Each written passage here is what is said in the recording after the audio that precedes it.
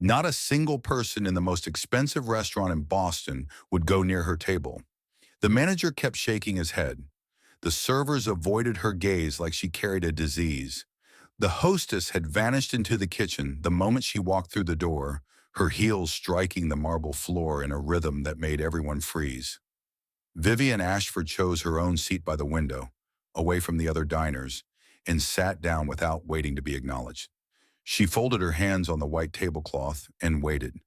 The crystal chandeliers above her cast fractured light across the room. The carpet swallowed footsteps like secrets. Every fork on every table had weight. Every glass had a name. This was where power came to eat, and everyone knew who she was. Vivian was 34 years old. She wore black because she always wore black. Her face revealed nothing. Her eyes revealed even less. She had built Ashford Holdings from nothing. She had clawed her way up from serving tables and scrubbing floors to owning boardrooms where men twice her age stumbled over their own lies. She had destroyed careers with a single phone call. She had earned every ounce of fear that followed her like a shadow. The servers knew the stories. 6 months ago, she had shut down a restaurant after receiving poor service. 3 months before that, she had fired an entire hotel management team for a single complaint. No one wanted to be the next cautionary tale, so they pretended she did not exist. Minutes passed. The table beside her received appetizers. A couple near the entrance laughed over wine. A waiter refilled water glasses at every other table, moving in smooth circles that always stopped just short of hers. Vivian did not move. She did not call out. She simply sat there, watching the performance unfold, her expression carved from stone. She was used to fear, used to submission, used to the fakeness that dripped from every interaction like poison dressed as honey. But this was different. This felt like erasure, and it reminded her of a version of herself she had buried 15 years ago. In the back of the restaurant, past the swinging doors that separated the dining room from the chaos of the kitchen, a man named Callahan Reeves stood at the industrial sink with his hands submerged in scalding water. He was scrubbing a pan that had been burned black on the bottom. Steel wool scraped against his palms, rough and unforgiving. The water was too hot, but he did not pull away. Discomfort was just part of the job. Callahan was 35 years old. His face was lean, his jaw shadowed with stubble he never had time to shave. His uniform was faded from countless washes, the name tag crooked, the fabric soft and worn at the elbows. 3 years ago, he had been an engineer. He had worn pressed shirts and attended meetings where people pretended to listen to each other. He had owned a small house with a backyard where his daughter chased butterflies in the summer. Then his wife left. She walked out on a Tuesday morning while their daughter was at school, leaving behind a note that said she was sorry, that she could not do this anymore, that she hoped he would understand someday. He never understood, but he learned to survive. He quit his job because the hours were impossible, and his daughter needed someone waiting when she came home. He found work at the Meridian washing dishes for $12 an hour because the schedule was flexible and the tips from grateful servers sometimes added up to grocery money. It was not the life he had planned, but it was enough. That morning before his shift, something had happened that he could not stop thinking about. His daughter Wren had been sitting at the kitchen table in her school uniform, eating cereal without really eating it. She was 7 years old, small for her age, with curly brown hair that refused to stay flat no matter how hard he tried. She had her mother's eyes wide, watchful, always thinking. She had been unusually quiet.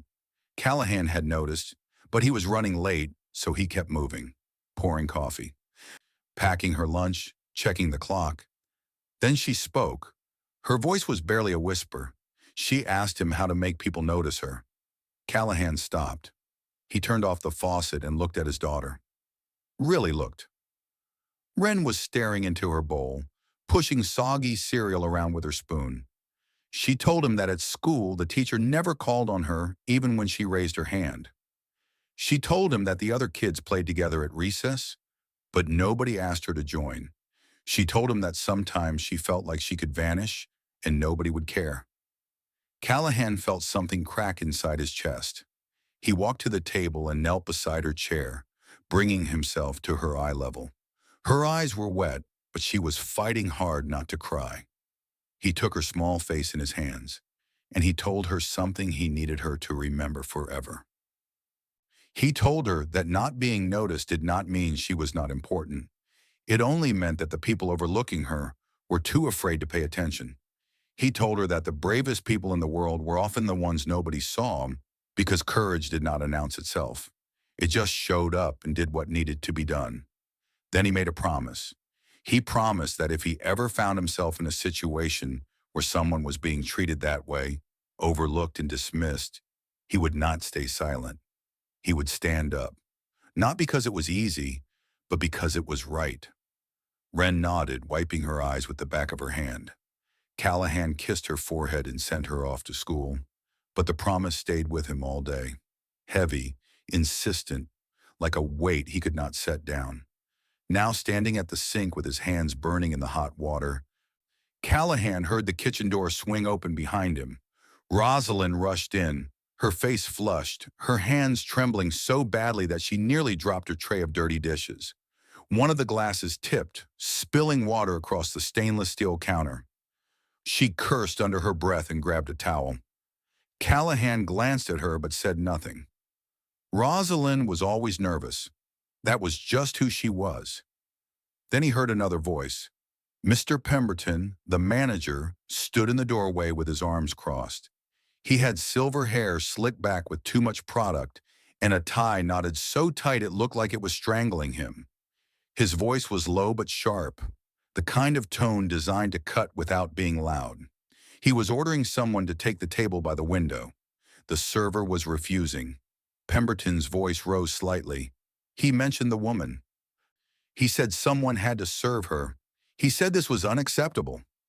The server shook his head and walked away. Callahan dried his hands on his apron and moved to the small window in the kitchen door. Through the glass, he could see the dining room. Every table was occupied. Couples murmured over candlelight. Business partners clinked glasses. Servers glided between tables with practiced grace. But one table was different. A woman sat alone by the window. Her back was straight. Her hands were folded. Her face was unreadable. No one was anywhere near her. She had been sitting there for 15 minutes, and not a single person had acknowledged that she existed. Callahan watched her for a long moment, and he recognized something in her eyes. Not anger, not impatience, emptiness. The look of someone who had been treated like a ghost so many times that she had stopped expecting anything different. It was exactly the same look Wren had worn that morning. Callahan stood there with his hand on the edge of the sink, calculating everything he had to lose. He was not a server. He had no right to take tables. If he walked out there without permission, Pemberton would fire him before his shoes touched the dining room floor. He needed this job. He needed the paycheck. He needed the insurance. He needed the stability that let him be there for Wren. But he also needed to be able to look his daughter in the eye. Callahan untied his stained apron and reached for a clean one hanging on a hook by the door. He tied it around his waist, straightened his crooked name tag, and pushed through the swinging door. The dining room noise hit him first. Soft clinking of silverware, murmured conversations, jazz playing from hidden speakers. He walked across the polished floor, his worn shoes squeaking faintly on the wood. He did not look at Pemberton. He did not look at the other servers. He kept his eyes on the woman at the window. She did not notice him at first. She was staring at the street outside, her expression distant, like she had already decided this place was not worth her time. Callahan stopped beside her table. He picked up the menu that had been placed there and ignored. He set it down in front of her with a quiet, deliberate motion. Vivian turned her head. Her eyes met his. Sharp, cold. The kind of gaze that could strip a person down to bone. Callahan did not flinch. He did not smile. He stood there and waited, like they were equals. He apologized for the wait and told her he would be taking care of her tonight. His voice was calm, steady, not apologetic in the groveling way people usually spoke to her, not afraid, just matter of fact, like she was a regular customer, like she was just a person. The restaurant went silent. Vivian studied him. Her eyes moved from his faded uniform to his scuffed shoes, to his rough hands still pink from hot water. She was used to people who bent, people who smiled too wide, people who said yes before she finished asking questions. This man did none of those things. She leaned back in her chair and asked if he knew who she was. Her voice was quiet, but there was weight behind it. The weight of years spent making people remember her name. Callahan looked at her for a moment. Then he told her she was a customer. And that was all he needed to know. The words hung between them like smoke. Vivian felt something shift in her chest, something she could not name. No one had spoken to her like that in years. No one had treated her like she was ordinary. No one had looked at her without fear or calculation or desperate hope. She did not know whether to be furious or fascinated, so she decided to test him. She told him she wanted a different table, the one in the far corner, more private. Callahan nodded once. He pulled out her chair at the new table, placed the menu down, asked if she wanted water. She said yes. He brought it. She sent it back. Not cold enough. He brought another glass, colder, with ice she had not requested but might need. She ordered bread. He brought it. She sent it back. Too warm. He brought a fresh basket, room temperature. Sliced thinner. She ordered the salmon with specifications that existed nowhere on the menu. A precise temperature, no sauce, no garnish, just fish and lemon. Callahan wrote it down without comment. He asked if there was anything else. She said she would let him know. He left. The other servers watched from their stations. Rosalind stood near the bar, pretending to fold napkins, her eyes darting toward the corner table. Gregory, the oldest server on staff, had been polishing the same glass for 5 minutes. Even Pemberton had stopped moving. He stood near the entrance with his arms crossed, his face a mask of barely controlled anxiety. Vivian watched Callahan move through the restaurant with quiet efficiency. He did not try to charm her. He did not apologize excessively. He did not stumble or stammer or show any sign of the fear she was accustomed to inspiring. He just did his job, the same way he would for anyone else. She had spent her entire life surrounded by people who wanted something from her: money, access, favor, power. This man wanted nothing. When he brought her salmon, cooked exactly as she had specified, she looked up at him and asked a question she had been holding since he first approached her table. She asked if he understood what happened to people who crossed her. Her voice was calm, almost conversational, but there was steel underneath. Callahan set the plate down carefully. He straightened and met her gaze. He told her he imagined they probably regretted it. Then he added that he was not trying to cross her. He was just trying to serve her dinner. Vivian stared at him. For the first time in years, she had no response prepared. Callahan asked if she needed anything else. When she did not answer, he turned and walked back toward the kitchen. Vivian watched him go, her hands resting on either side of her untouched plate. She was thinking about the fact that this man, this nobody in a worn uniform, had just treated her like she was ordinary. And instead of making her furious, it made her feel something she had not felt in years. It made her feel like she existed. 10 minutes later, Pemberton appeared at her table. He stood at a careful distance, hands clasped, expression neutral. He asked if everything was satisfactory, his voice tight with barely concealed panic. Vivian looked up and asked who the man serving her was. Pemberton's face flickered with fear.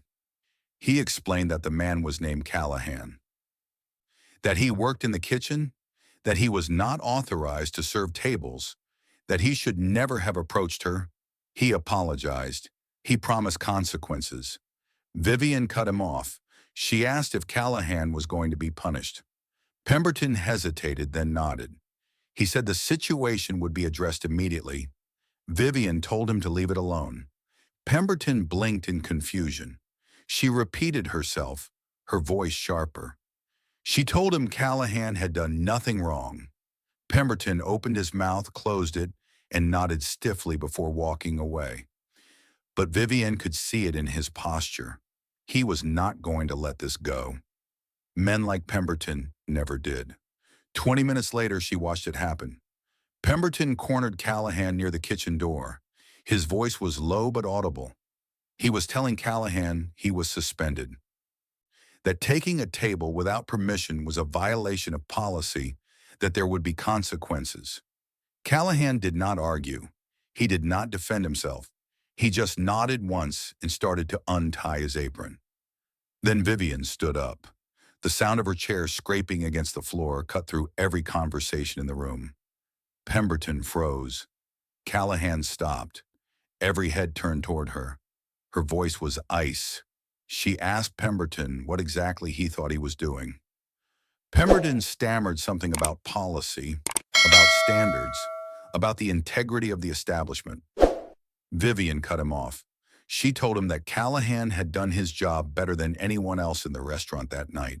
She told him that if anyone deserved to be suspended, it was the manager who had allowed a paying customer to sit unserved for 15 minutes.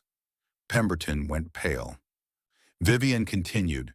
She told him that she had eaten at establishments all over the world, that she knew what good service looked like, that what she had received from Callahan was the first honest interaction she had experienced in years.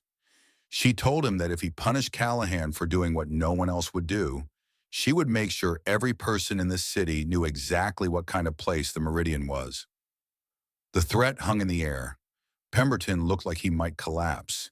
He glanced at Callahan, then back at Vivian, clearly calculating which outcome would cost him more. Vivian did not wait for his answer. She told him to let Callahan finish his shift. Pemberton's jaw tightened. Then slowly he nodded. He told Callahan to continue. His voice was hollow, defeated. Callahan retied his apron without a word. Pemberton walked away with his shoulders slumped, his authority shattered. The restaurant returned to its careful pretense of normalcy, but Callahan did not move. He stood there looking at Vivian with an expression she could not quite read. It was not gratitude. It was not relief. It was something harder to name. He told her she did not have to do that. Vivian sat back down and picked up her wine glass. She told him she knew. She told him she did it anyway. Later, when the restaurant had grown quieter and most of the other diners had left, Vivian asked Callahan to stay for a moment. He stood beside her table, waiting. She asked him why he had served her when no one else would. Callahan was quiet for a moment. Then something shifted in his face. Not quite a smile, not quite sadness. Something in between. He told her about Ren. He told her about the question his daughter had asked that morning, about how she felt like nobody noticed her, about how she raised her hand in class and the teacher never called on her, about how she played alone at recess because nobody thought to include her. He told her about the promise he had made. He said that when he looked through the kitchen door and saw Vivian sitting alone, with everyone avoiding her like she was not there, he recognized something in her eyes. It was the same look his daughter had worn that morning, and he could not go home and tell Ren that he had kept silent while watching someone be treated like they did not exist. Vivian felt something cold settle in her chest. She asked how old his daughter was. Callahan said 7. Vivian nodded slowly, her eyes dropping to the table. She was quiet for a long moment. Then she told him something she had never told anyone. She told him that 15 years ago, she had been a server at a restaurant just like this one. Callahan's expression shifted. Surprise, interest. She told him she had been 19 years old, working nights to pay for college. She had worn a uniform just like his. Her hands had been rough from carrying trays and washing glasses. She had been nobody. One night, a customer had come in alone. The manager had told her not to serve him. He was difficult, the manager said. He complained too much. He might cause problems. She was told to pretend he was not there. And she did. She had needed that job. She had needed the money. She told herself it was just one night, just one customer. It did not matter, but it did matter. 15 years later, she still remembered his face, still remembered how he had sat there alone, waiting for someone to acknowledge him, still remembered walking past his table again and again, pretending she did not notice. She told Callahan that tonight, sitting at that table by the window while everyone avoided her, she had felt like that customer, and she had felt like the girl she used to be, the one who had stayed silent because it was easier, the one who had traded her conscience for a paycheck. She told him that he had done something she had not been brave enough to do 15 years ago. He had noticed someone who was being treated like a ghost, and he had not walked away. Callahan listened without interrupting. When she finished, he said something that made her breath catch. He told her that whatever she had done 15 years ago, it was not too late to be different. Then he said something else. He told her that he had noticed her, not the CEO, not the billionaire, not the woman everyone feared, just her. Vivian looked at him, and for the first time in years, she felt tears threatening at the corners of her eyes. She blinked them back. She told him to go home to his daughter. Callahan hesitated. She told him again, more firmly. She said Ren was waiting. Callahan looked at her for a long moment. Then he nodded, untied his apron, and walked toward the kitchen. Before he disappeared through the door, he turned back. He told her that he hoped she would find what she was looking for. Then he was gone. Vivian sat alone at the table for another 30 minutes. She left $500 in cash. Then she walked out into the night. She sat in her car for 20 minutes before starting the engine. Her hands gripped the steering wheel, knuckles white. She was thinking about Callahan, about the way he talked about his daughter, about the promise he had made and kept. She was thinking about the fact that a man who washed dishes for $12 an hour had more integrity than anyone she had met in the boardrooms and penthouses she now called home. She drove to her apartment. Glass walls, sharp edges, everything expensive, nothing warm. She poured a drink she did not want and stood at the window looking at the city lights below. Somewhere out there, Callahan was probably home, probably tucking his daughter into bed, probably telling her about keeping promises. The thought stayed with her all night. She did not sleep. The next morning, Vivian canceled her first 3 meetings. She called the restaurant and demanded Callahan's address. Pemberton tried to refuse. She reminded him about what had happened the night before. He gave her the information immediately. The building was in a working-class neighborhood. Old brick, narrow hallways, a front door that did not close properly. She climbed the stairs to the 3rd floor and knocked. Callahan opened the door in a t-shirt and jeans, his hair still damp from a shower. He looked surprised to see her, then cautious. He did not invite her in. He stood in the doorway with one hand on the frame, protecting the space behind him. Vivian told him she wanted to talk. Callahan asked how she had found him. She said it did not matter. He told her he had to be at work in 2 hours. She said this would not take long. She reached into her bag and pulled out an envelope. She told him it was a scholarship. 1 year at Brookline Academy, the best school in the city. Small classes, teachers who paid attention, a place where his daughter would not feel overlooked. Callahan looked at the envelope. He did not take it. He told her he did not need charity. Vivian shook her head. She told him it was not charity. It was a thank you. She told him that he had reminded her of something she had forgotten, that doing the right thing mattered more than doing the easy thing, that one person standing up could change everything. Callahan was quiet for a long moment. Then he asked if she really believed one night could change a person. Vivian smiled just slightly. She told him no. One night could not change anyone, but it could start something, and she wanted to try. Callahan looked at the envelope again. Then he took it. He told her it was for Ren, not for him. Vivian nodded. She understood. She turned to leave, then stopped. She told him to tell Ren something. She told him to tell his daughter that not being noticed did not mean she was not important. It only meant the people overlooking her were too afraid to pay attention. Callahan almost smiled. He said Ren already knew that, because he had told her. Vivian walked away, and something inside her that had been frozen for 15 years began to thaw. 1 week later, Vivian sat at the head of a conference table surrounded by 12 members of her leadership team. The room was all glass and steel. Floor-to-ceiling windows overlooked the city skyline. The chairs cost more than most people earned in a month. The CFO, a man named Richardson with silver cufflinks and a smile that never reached his eyes, was presenting a cost-cutting proposal.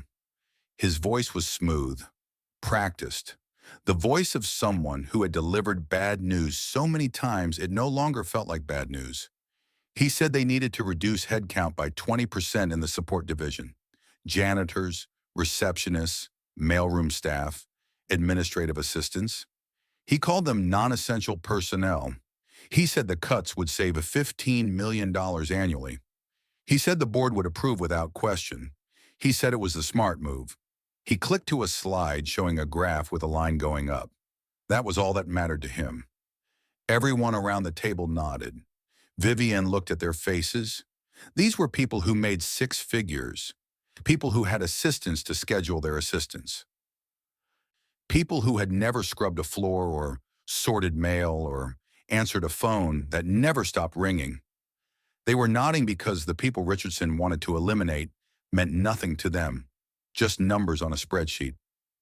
She thought about Callahan, about his rough hands, about the way he had stood beside her table and treated her like a human being instead of a threat. She thought about the janitor who cleaned her office every night. She did not know his name. She had never asked. She thought about the receptionist in the lobby who said good morning every day. Vivienne had never said good morning back. She thought about all the people who kept this building running, who kept her life running, and how she had spent 15 years looking right through them. Richardson finished his presentation. He asked if she had any questions. Vivian was quiet. Then she said no. Richardson smiled, assuming approval. She clarified. She said no, they would not be cutting those positions. The smile disappeared from Richardson's face. He asked if she had heard the numbers. She said she had heard them perfectly. She said she had also heard him call those people non-essential. She found that interesting, she said, because those non-essential people answered the phones when clients called. They kept the building clean. They made sure the mail arrived and the coffee was brewed and the systems worked. Without them, the essential people in this room would not be able to do their jobs. Richardson started to argue. Vivian held up her hand. She told him to cut the marketing budget instead. They could survive with fewer billboards. They could not survive without the people who actually kept the company running. The room was silent. Richardson's face had gone from confident to confused, to something that looked almost like fear. He asked if she was serious. Vivian stood up. She told them she had spent 15 years building this company by making people afraid. She had told herself that fear was the same as respect. She had told herself that the people at the bottom did not matter as long as the people at the top were satisfied. She had been wrong. A man who washed dishes for $12 an hour had taught her something none of them ever had. The measure of a person was not how they treated the powerful. It was how they treated the overlooked. She walked toward the door. Before she left, she turned back. She told them the proposal was rejected. She told them to find another way. And she told them that if she ever heard anyone in this company refer to another human being as non-essential, they would be the ones looking for a new job. Then she walked out. The room stayed frozen in stunned silence. 6 months later, on a spring afternoon, Vivian stood in the hallway of Brookline Academy. Through the window of a classroom door, She watched a little girl with curly brown hair standing at the front of the room. Ren was reading an essay about heroes. Her voice was clear and confident. She said her hero did not wear a cape. He did not fly. He was her father. She said he washed dishes for a living. His hands were always rough from hard work. He did not have much money, but he had taught her the most important thing she knew. He had told her that not being noticed did not mean she was not important. It only meant that the people overlooking her were too afraid to pay attention. He had kept his promise. He had noticed someone that nobody else would notice, and he had not walked away. She said she wanted to grow up like him, not because he was strong, because he was brave. The classroom erupted in applause. Behind the door, Callahan stood watching, his eyes wet. Beside him, Vivian stood in silence. She was not there as a CEO or a donor. She was there as someone who had been changed. Over the past 6 months, she and Callahan had developed something she did not have a word for. Not romance, not exactly friendship either. Something quieter, something real. They met for coffee sometimes on Sunday mornings when Ren had soccer practice. They talked about small things, about Ren's progress, about Vivian's battles with her board, about nothing important at all. Sometimes they did not talk. They just sat in comfortable silence. Two people who had witnessed each other at their most vulnerable and had not looked away. Callahan had never asked her for anything after that scholarship. He had never treated her differently because of her money. He still called her by her first name. He still argued with her when he thought she was wrong. He still looked at her like she was just a person. It was the most valuable gift anyone had ever given her. As they walked out of the school building, Vivian noticed a familiar figure across the street. Pemberton. He was wearing a cheap jacket and walking with hunched shoulders. His silver hair was unkempt. He looked smaller than she remembered. He was heading into a fast food restaurant, not as a customer, as an employee. Callahan followed her gaze. He did not say anything. Vivian watched Pemberton disappear through the door. She felt nothing, no satisfaction, no pity, just the quiet understanding that choices had consequences. The Meridian had let Pemberton go 3 months after that night, not because of anything Vivian had done, because he had been stealing from the register for years, and someone had finally noticed. Some people made themselves invisible through their own actions. Pemberton had done it to himself. After the presentation, the three of them walked to the park near the school. Ren ran ahead, picking wildflowers from the edge of the path. Callahan and Vivian walked side by side. She asked if he had any regrets about that night, about any of it. Callahan shook his head. He told her that was the night he remembered who he was. Vivian smiled. She told him it was the same for her. Ren came running back with a small flower clutched in her hand. She held it up to Vivian. She said it was a gift because Vivian had noticed her dad. Vivian took the flower, her throat tight. Ren looked up at her with those wide, thoughtful eyes. And she said something that made Vivian's heart stop. She said her father had told her that brave people were often the ones nobody noticed, but she had figured something out on her own. The bravest people were the ones who noticed others first, like her dad, like Vivian too. Callahan put his hand on his daughter's shoulder. Vivian looked at the little girl, then at the man beside her, then at the flower in her hand, and she understood what she had been missing all along. Not power, not money, not fear, just this, being acknowledged and acknowledging others in return. That night at the Meridian, a dishwasher had walked out of the kitchen and done something nobody else would do. He had not tried to be a hero. He had simply kept a promise to his 7-year-old daughter. He had noticed a woman that everyone else was too afraid to look at. And by noticing her, he had changed everything. Not just for her, for himself, for Ren, for everyone who had forgotten that sometimes the most extraordinary thing you can do is simply acknowledge someone that the rest of the world has chosen to overlook and refuse to look away.